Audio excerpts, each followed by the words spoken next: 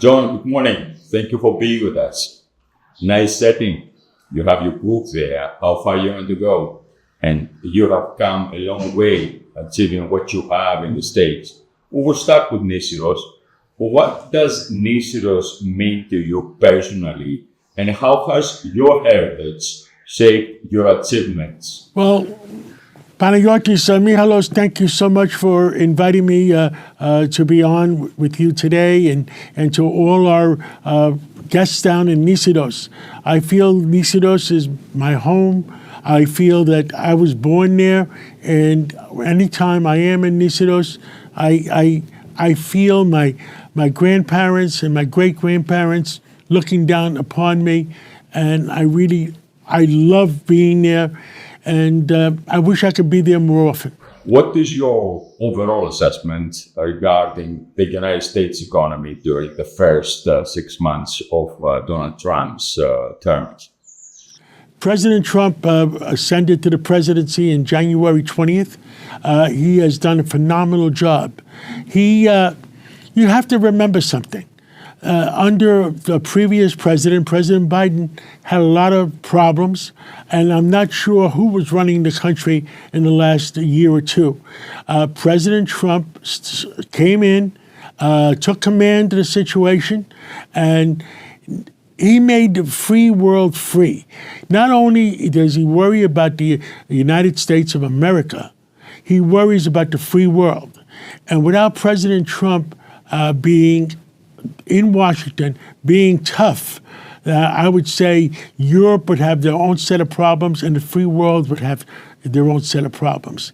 I do believe that he is tough, but he knows what he wants to do. He wants to keep the free world free, and I think he's doing a phenomenal job.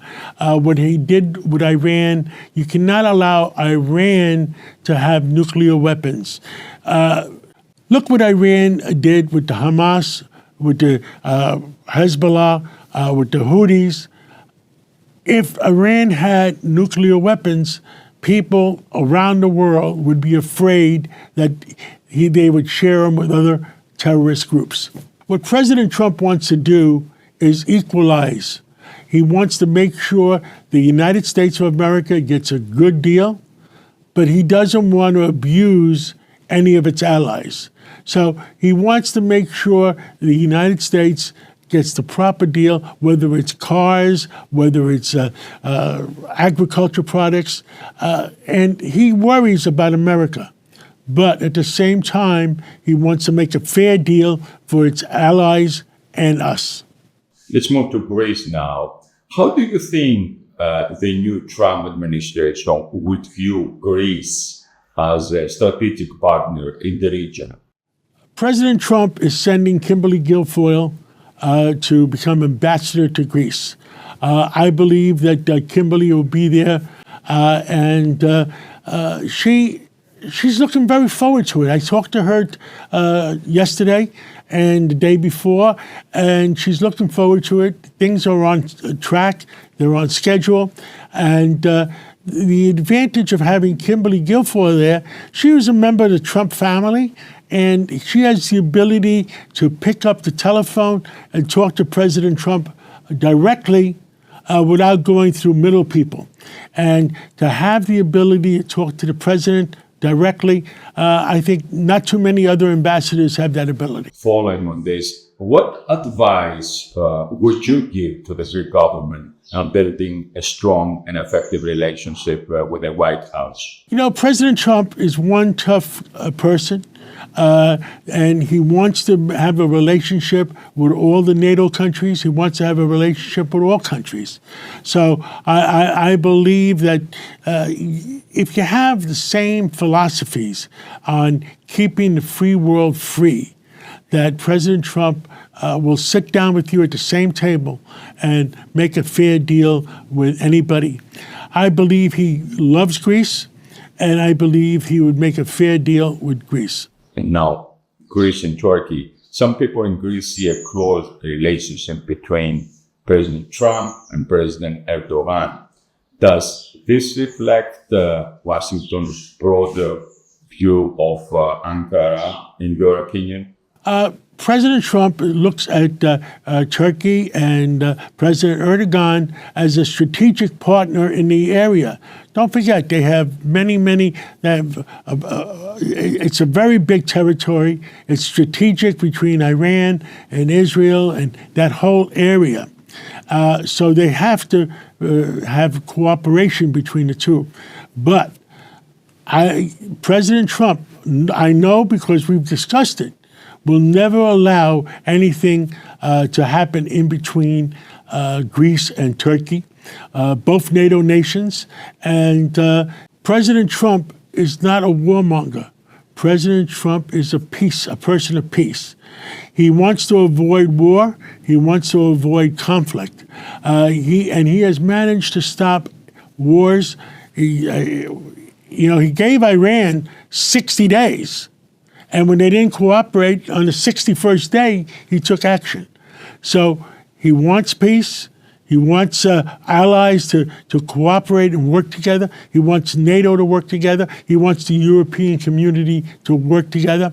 And the European community and NATO, especially European community, I believe President Trump is going to keep the free world free.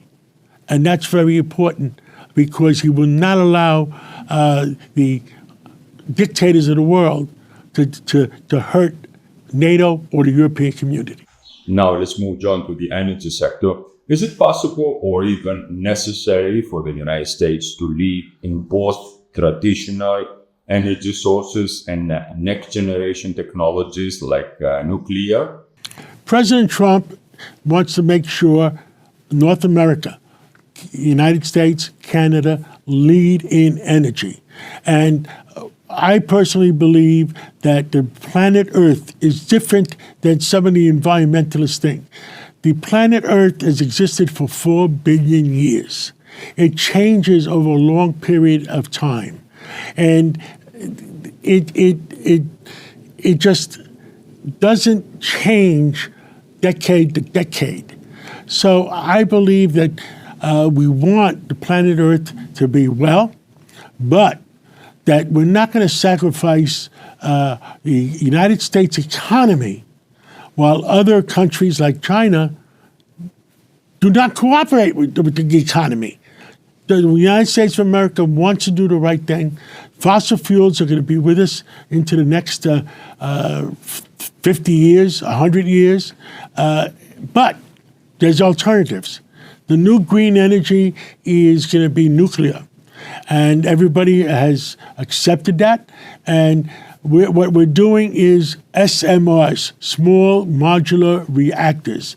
What the SMRs are, for everybody to understand, is the same nuclear engines that powered submarines and power on nuclear aircraft carriers. And they've been in operation for over 50 years, 60 years. Those are going to be converted for land use. And that's, instead of calling them small nuclear reactors, taking the nuclear engines from the submarines, we're calling them small modular reactors. But it's going to happen over 10, 20, 30 years. I believe that Canada, Ontario is leading in it. The United States is starting to lead in it. And that's the energy of the future. So over the next 10, 20, 30, 40 years, we're going to have more nuclear energy and less oil energy. And what we got to think about is, everybody called it fossil fuels.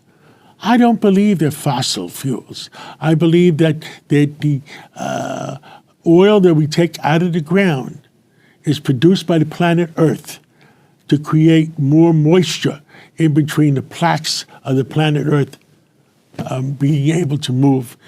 And in areas where you take out too much oil in any one particular area, that's when you have earthquakes.